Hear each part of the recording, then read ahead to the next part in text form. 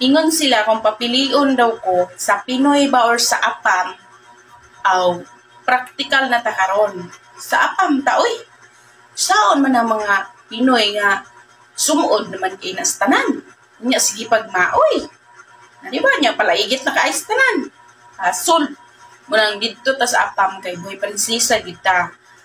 Dayon kuan pa dili ta kansi kay dagko taas o gahi ang ilang pagugma nimo, ilang gugma nimo gahi gyud.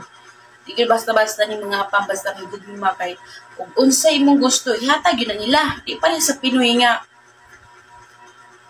di gyud ay na lang di na lang ko magstorya. Munang didto ta sa Apam girls. Dili ta ng mga Pinoy kay sumud na nga ng mga Pinoy. Sumud na nga ng mga Pinoy no. Ang kaning mga Pinoy kay palaigit na kay sige numugto ba? Ay. Nya baho na kay mga ahak. Muna kita karong panahon na praktikal na ta kay dito ta sa Apam kay murag okay kay tong kinabuhi diha. Puyo patag mansyon, di ba? Puyo tag mansyon.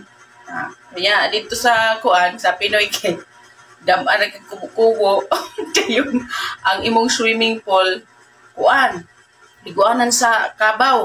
Dito kay sa Apam kay kuan man swimming pool man yun ang nindot man yun kaayo na di ba suki yun sa Apam practical na ta tag-as binggahi dindako pag yun at ilang gugma nimo muna sa Apam ta muna na ako mastorya kung papilion ko sa Pinoy ba or sa Apam sa Apam gid ko di ko mapili og Pinoy kay na sumuot na ginang Pinoy. Nya hilig ko kay magmaoy, di ba? Praktikal. Peace mga Pinoy. Bitaw kung papilion ko sa Pinoy gid ko kay kaning mga Pinoy lahi gyud nilang paggugma kay kung ang Pinoy na gani mo higugma, wag gas sige na. Manang ako kung papilion ko sa tinuod lang, mas pilion gyud ako ng Pinoy kay kabalo ka sarili na to ng lahi. Kabalo ka nga safety yung kita basta Pinoy atong pilion. Grabe po ni mga mga Pinoy. Caring kita sila. Dayon, basta Pinoy yun akong pilion din. Bahalag mugbo, basta gahi. Diha raman dyan ka malipay ng mugbo.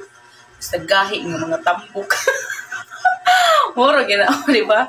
Ang Pinoy manggod, gahi gina. Gahi ba? Diha kita malipay sa gahi.